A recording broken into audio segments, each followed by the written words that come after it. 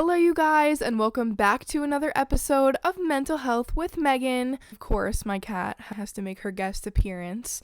This is actually the Megan and Luna podcast now. A few things before we get started with today's episode. Number one, I know that the sign in the background is backwards because it is so hard for me to film with the back camera on my iPhone. Like, I have to do a whole setup, and it's just like really frustrating because I can't see what's in frame or not. Even when I try the mirror trick, putting a mirror behind my phone, it just doesn't work out the way I have my phone set up to film the podcast. So this is what you guys are getting for now.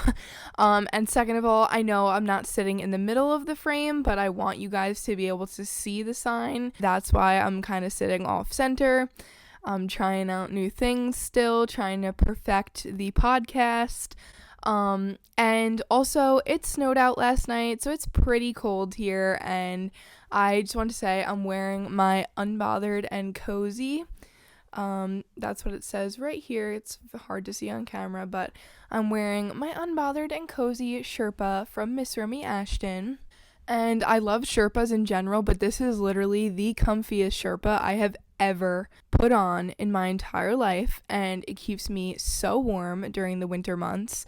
So I am very glad that I purchased this. So today's episode of the podcast is going to be about never giving up on your goals and your dreams, because I recently hit 1K on YouTube, and I just wanted to talk about that and talk about why it's so important to keep working towards your goals and your dreams and to never give up despite what people say and despite facing challenges when it comes to a certain goal or dream that you have, which you are going to face, because there are challenges in every aspect of life, including reaching your goals and dreams in life, whether they're short-term goals or long-term goals. Maybe you quickly reached your goal. Maybe it took you 5 years, like it took me to hit 1,000 subscribers, or whatever your goal was. I have been doing YouTube for 5 years now, which is crazy. It's crazy to think about that it's been 5 years, and it's crazy just how much I've grown up and changed in the past 5 years. Like, when I watch my old videos, which I know there's a lot of like controversy, like a lot of YouTubers delete their old videos when they change the style of their videos and things like that, but for now at least I don't want to do that, because those videos are memories for me and for the people that were in them, and I just don't see a point to deleting the videos that helped get me to where I am today. I'm not saying that I never will, and you may notice a couple videos here and there, a couple of my old videos here and there go missing because there are videos that I take down. But yeah, so when I realized I was about to hit 1,000 subscribers, I think I was at like 994 or something like that, and I was like, oh my god, I could potentially hit 1,000 subscribers today or tonight, or I could wake up to 1,000 subscribers in the morning. Like, it's crazy to be that close to a goal that's taken you so long to get to, but better late than never. And I was thinking about how it's gonna feel to hit 1,000 subscribers, and then I was kind of like getting down on myself, and I was like thinking about it, and I was like, well, it's just a number. It's really no big deal, you know, like it'll probably just feel like any other subscriber goal I've hit. It'll probably just be like no big deal. But when I refreshed my page last night and I saw 1,000, I actually started crying. I am PMSing, so I'm a little bit extra emotional this week, but either way, I just couldn't believe it. Like, seeing that number there was so exciting and just made me like emotional. I was crying tears of joy. I was crying happy tears because it's been a long time coming, and that is only my first 1,000 subscribers, you know, like I have so far to go, and I have so many more subscribers that I want to gain, because I said years ago, actually, my first Instagram post on my Megan Rokes account was that I am going to get my diamond play button someday, and I am still planning on having that happen. I will do whatever it takes. So I still have a lot of goals to hit, but 1,000 was my first short-term goal that turned into a long-term goal because I kept not hitting it over and over. But that's okay because I hit it now, and that's all that matters. Better late than never. I'm still just like kind of in shock because there was times where I thought I would never hit that goal.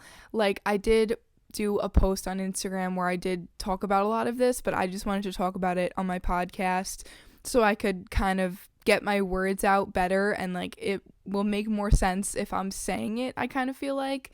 But there was a period of time that was a year, maybe even 2 years. I can't really remember how long it was, but it was definitely at least a year where I did not gain a single subscriber. And for the most part, I was still posting videos. I never fully stopped posting videos, so it wasn't like I wasn't posting for an entire year and just not gaining subscribers. I was posting, I just wasn't gaining any subscribers, and that was so frustrating and so discouraging. Like, I was like just so upset and so angry. Like, I don't get why I'm posting and I'm gaining no subscribers. And then fast forward 2 years, and here we are today with 1,000 subscribers, and there was days where I never thought I'd get to 1,000 because I have waited for this for the past 5 years, and then finally I started getting up to, I went from like 550 to 700 and 800 and 900 and 1,000, and I think I have 1,002 or 1,003 subscribers right now, and I am just so happy. Like, to some people, 1,000 subscribers is like nothing. And while that is a very minimal amount compared to a lot of people on the internet, that's a big deal for me because I have been waiting for this literally since I was 15 years old. Here we are, 5 years later. I'm 20 years old, about to be 21, and I am just so happy that I never stopped posting. I never gave up. And like I was saying before, I was trying to downplay it. I love how my cat is like, she's watching me right now like I'm telling a story. She's watching me. She's listening to my story. At least my cat listens to my podcast. But I was downplaying it. I was kind of telling myself, like, it's not a big deal. It's just 1,000 like, it's not a big deal. You already have 900. Like, you already have a certain amount. So what's the difference between 999 and 1,000? You know what I mean? I was downplaying it. But once I really saw the number there, I was just like, wow. And I was thinking about the past 5 years on YouTube. 5 years, that's half a decade, you know. And then I think about my favorite YouTubers that I watch, Miss Romy Ashton, Alicia Marie, Lord DIY. They've been doing this for 10 years at least. So we're halfway to a decade of posting on YouTube already, and that's crazy. And I wouldn't change it for the world. I would not go back and not post my first video and not continue to post.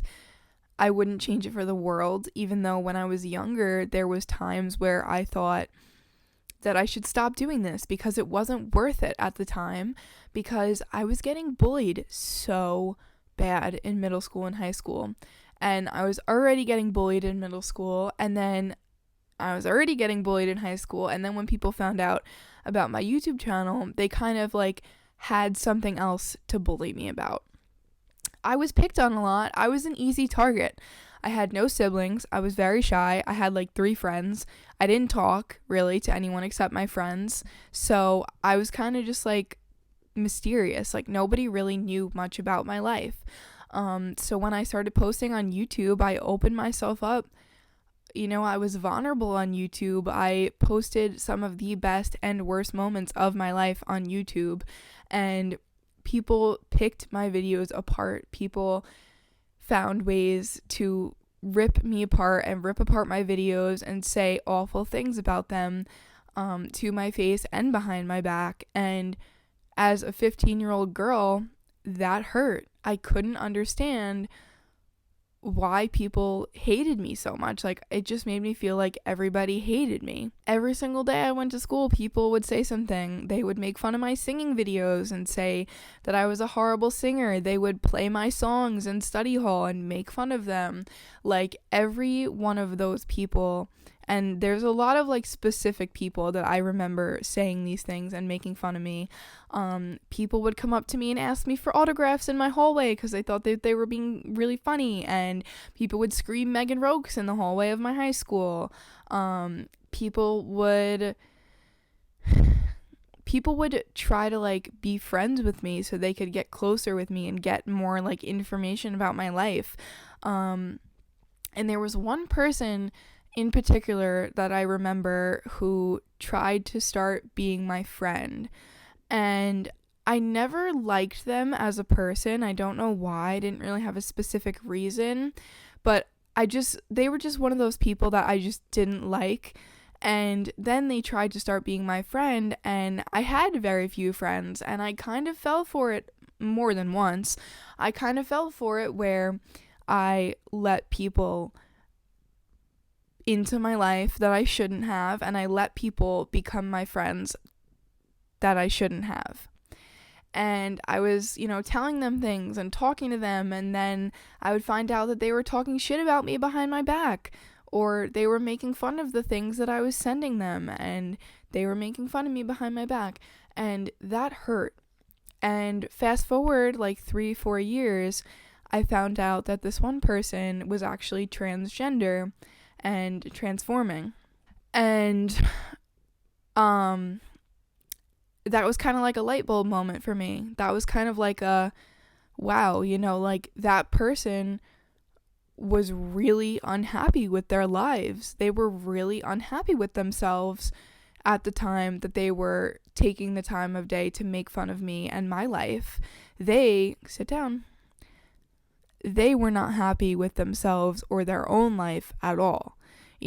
I can only imagine what it's like to be born a certain gender, but you feel like you're the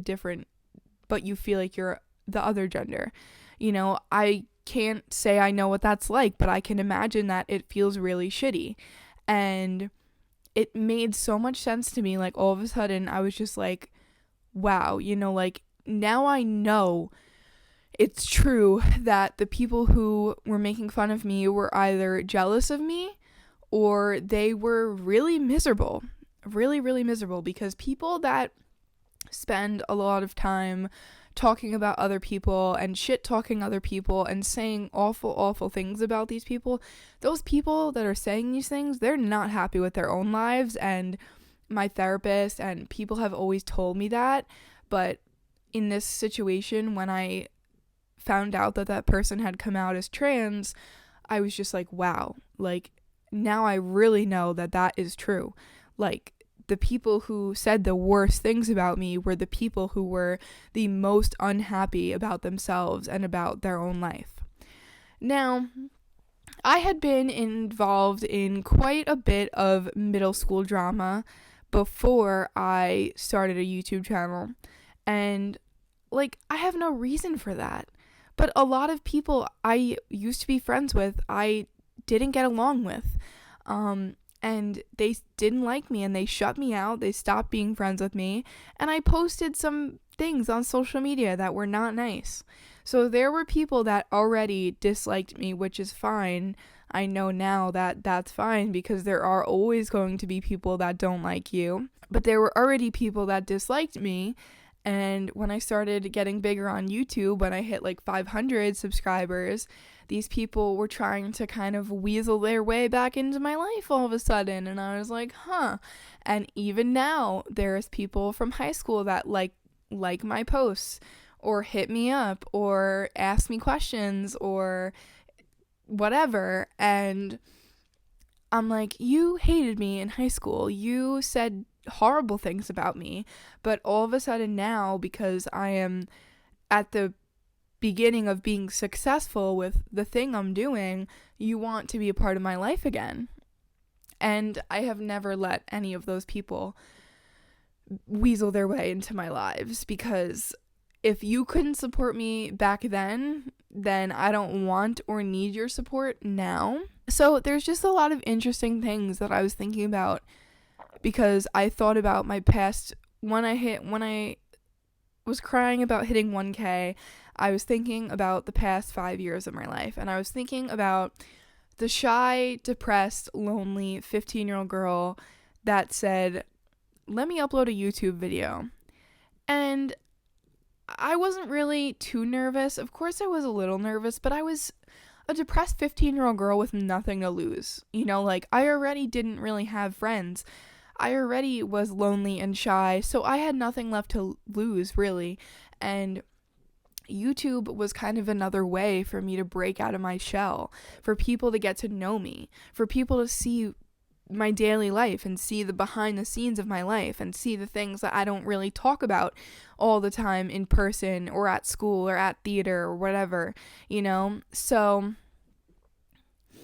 I was just thinking about 15-year-old Megan, you know, and I was pretty, like, immature, not in, like, all senses, but I definitely at age 15 was more immature than other people who were also 15. And I think that's partly because I grew up with 3 younger cousins that were basically like my brothers. So they always kind of brought out the child in me.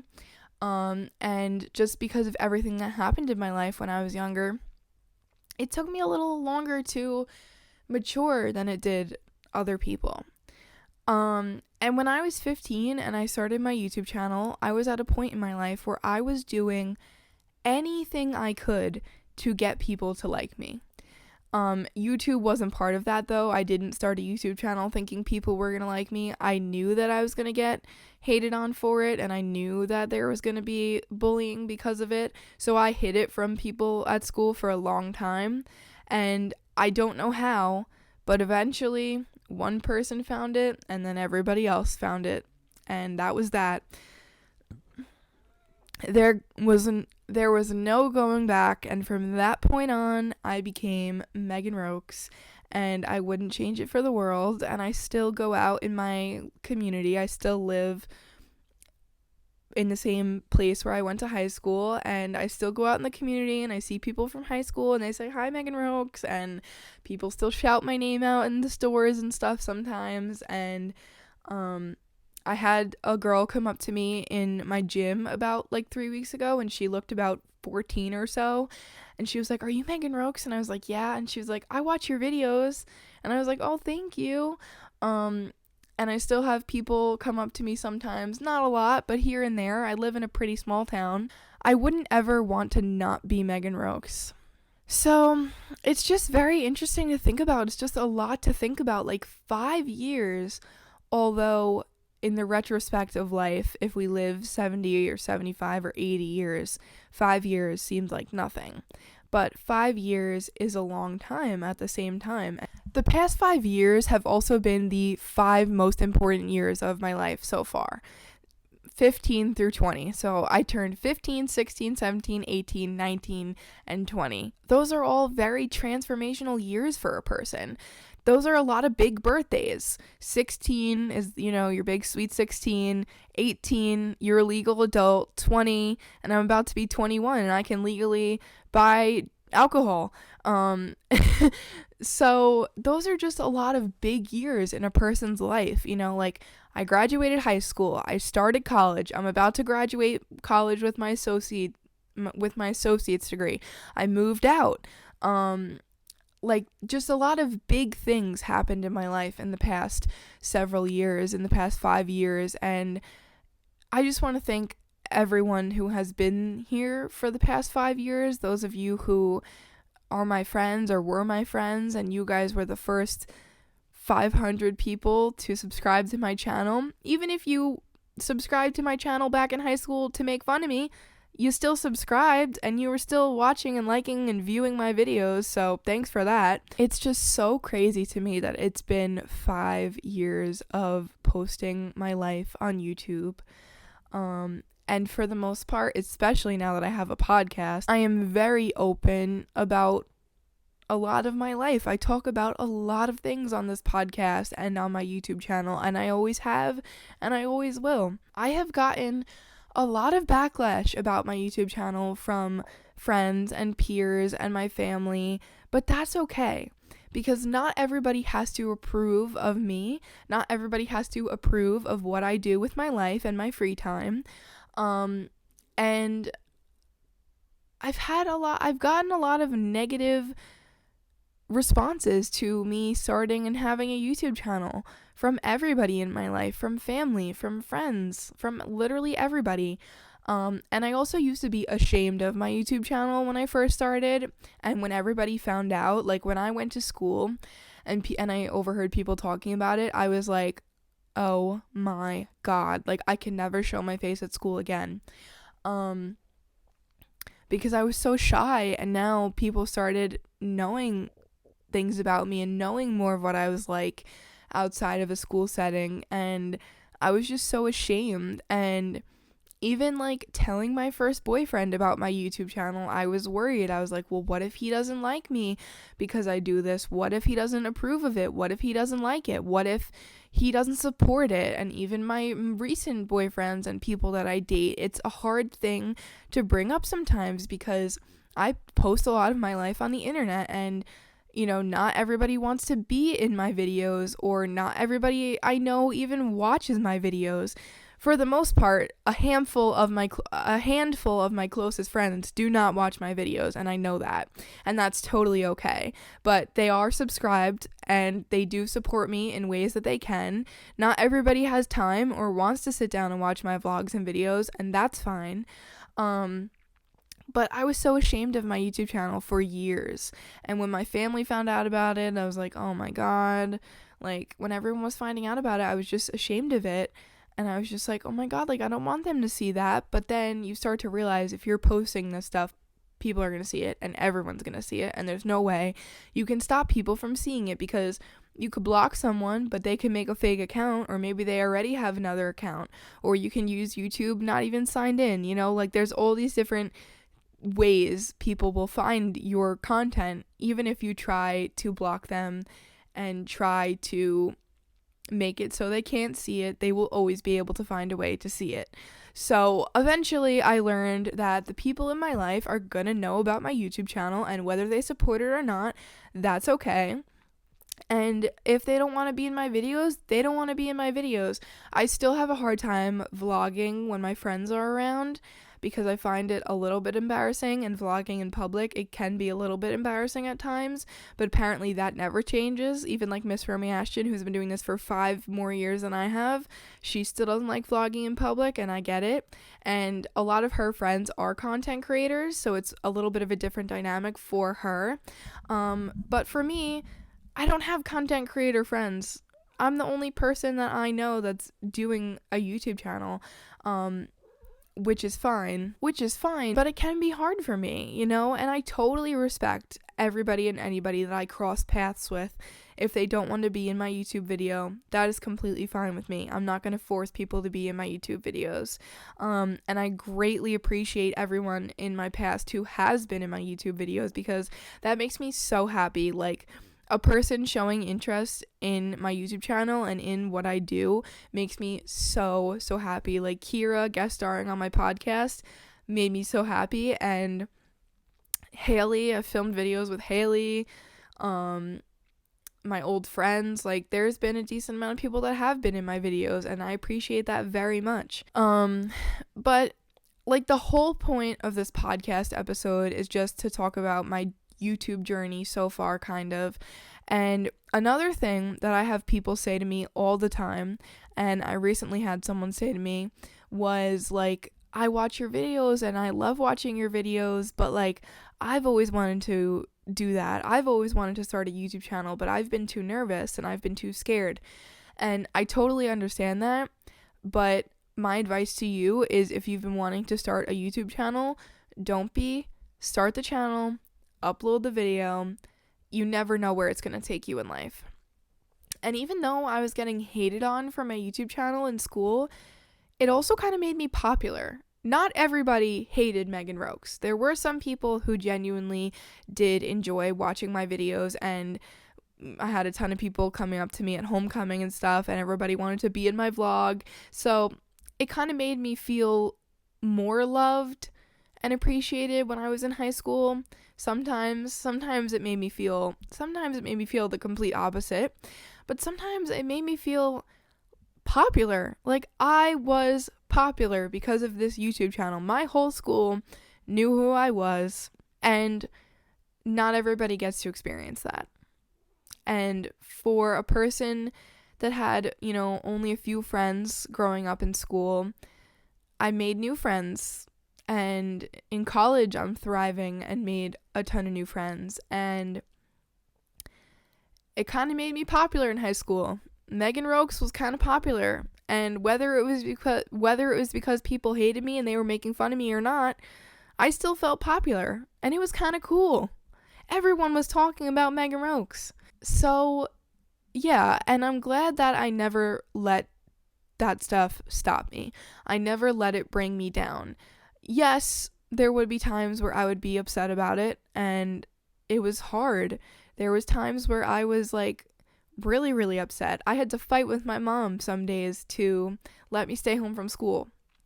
I had to beg her to let me stay home from school sometimes. And I did beg her to let me stay home from school quite often because I hated it so much. But I never gave up. I never stopped posting, despite my YouTube channel being stagnant for like 2 years, and despite getting bullied by people at school, and despite getting criticisms from my family. I never stopped. And I know it's like something you hear a lot in life, like never give up, never stop, don't quit, never quit. You hear those things a lot. But when you experience yourself not quitting something that you have considered quitting, it's like, wow. It feels good to know that I never let anything that got in my way of this stop me. And I'm really proud of how far I've come, how far my editing has come, and how far my confidence on YouTube has come. And when I watch my old videos, a lot of the time, I'm like, wow, it's just crazy. That's a whole different girl. That's a whole different girl right there. And growing up when I was younger, theater brought me out of my shell, and theater made me confident.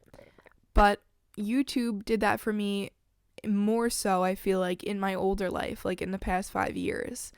And even in some of my older YouTube videos, I'm kind of like, literally, who is that girl? Like, was I acting that way just for the camera? Or was that how I acted back then? I don't remember because I wasn't able to see myself from another perspective, but now that I look back, I see myself from a different perspective. And I genuinely can't tell if I was just acting like that because of the camera or if that's how I acted back then. I don't know. Either way, I am sorry for not being my authentic self. But that's another thing that YouTube has taught me. YouTube has taught me how to be my authentic self and how to not care what anybody else thinks. When you put yourself out there on YouTube, it's a big deal. You're putting yourself out there to any one of the 7 billion people in the world, judging you, criticizing you, and hating on you. And I've gotten a lot of hate comments on YouTube, but you just gotta ignore them and keep pushing, because there are 1,000 of you that like watching my videos, or you subscribe to support me, and that means a lot. And I saw a girl on TikTok, and she said, 1,000 subscribers or 1,000 followers may not seem like a lot, but if 1,000 people came up to you in real life and said, I support you, I love you, how would you feel? And that's so, so true. 1,000 people, 1,000 subscribers, that's a big deal. I am so excited and so happy to see where my YouTube channel continues to take me in the next couple years. I haven't really thought about my next short-term goal yet, but I know that my long-term goal is to get my diamond play button, or at least my first play button. And one of my goals is also obviously to get monetized and to get better equipment and just keep posting and get bigger. And yeah, just I feel like I'm on such a high right now. So just know that even when you really feel like quitting, don't. Maybe take a step back and take a break, but don't quit. Don't give up, because if I gave up, I wouldn't feel like this right now. I never would have this opportunity. I never would have reached my goal, and a lot of hard work and a lot of hours spent editing videos all would have been for nothing. Wow. Just wow. I'm like in shock and like feeling all types of different ways after recording this episode and saying all the things that I just said. Another thing about me is that I don't like quitting, but I have quit things in the past. I quit ballet, I quit dance, I've quit jobs. Like, I don't like quitting, but sometimes you have to. But sometimes you have to push yourself. Even when I wanted to quit YouTube, I pushed myself. Even when I have been lazy and depressed and didn't want to film or didn't want to edit, I have, and look where that got me. It got me to my first goal, and this is the first of many. Many more to come in the future, and I'm just so excited to see where it takes me, and I'm truly so happy that I have all these videos as memories. I've recorded all of my happiest moments and posted them on YouTube, and YouTube is literally a collective of someone's life. You know, somebody like me who posts lifestyle videos, YouTube is literally just a giant collective of my life, and that's pretty cool. It's pretty cool. So guys, even when you feel like giving up and you feel like quitting and you feel like you're never going to reach your goal, that is the time to work even harder towards your goal. That is the time to push yourself even harder, and eventually you will get there and you can do anything you put your mind to. And another thing with YouTube is it's kind of hard because I can have goals on YouTube, but I am really in no control of hitting those goals. I do my part, you know, I film my videos and edit my videos and upload my videos and my shorts, and that's my part. But if you guys don't do your part, if nobody watched my videos and liked my videos and commented on them and nobody subscribed, you know, Megan Rokes, this channel wouldn't exist. It wouldn't matter. And I would never have become Megan Rokes. And I'm just so grateful and so thankful that I never stopped and I never quit and I never gave up. I can do my part, like I said, but I can't control how many people subscribe to me. I can't control how many people watch my videos and like them and stuff like that. So it's really amazing that I hit 1,000 subscribers finally. After 5 years. It's been a long time coming, and boy have I been excited and waiting for this moment, basically for that entire time. But I also remember when I first started and I hit my first 100 subscribers and I celebrated that, and I had my 1-year anniversary of posting videos and I celebrated that, and then I hit 200 and 300, and every one subscriber that I gained I was excited about. And it still kind of feels that way. It's still exciting, whether it's gaining 1 subscriber, 5 subscribers, or 10 subscribers. Just like life is one day at a time, YouTube is 1 subscriber at a time. And it's also just crazy to think that myself, along with every other person on YouTube, started with none of that. Started with 0 subscribers and 0 likes, 0 views, 0 comments, and 0 videos, because the videos are the artwork, the creative thing. The videos are what takes the longest amount of time, and they are the biggest part of YouTube. And also, making YouTube videos is like art. I love being creative. I love painting and singing and drawing and coloring and writing and making videos. I have been making YouTube videos probably since I was like 7 or 8 years old. I used to film them on my mom's laptop, and she did not want me to have a YouTube channel. She did not want me to show my face on YouTube. So I listened until I was 15 and decided, you know what, I'm going to do it anyway. I'm old enough to make my own decisions, even though my mom wasn't very happy about that. Now she knows that Either way, I'm above the age of 18, so it doesn't matter now. Can you please stop, Luna? But my mom was skeptical at first. She didn't want me to have my face on YouTube. She was worried for me. But my mom, all along, has been one of my biggest supporters. She watches all of my videos.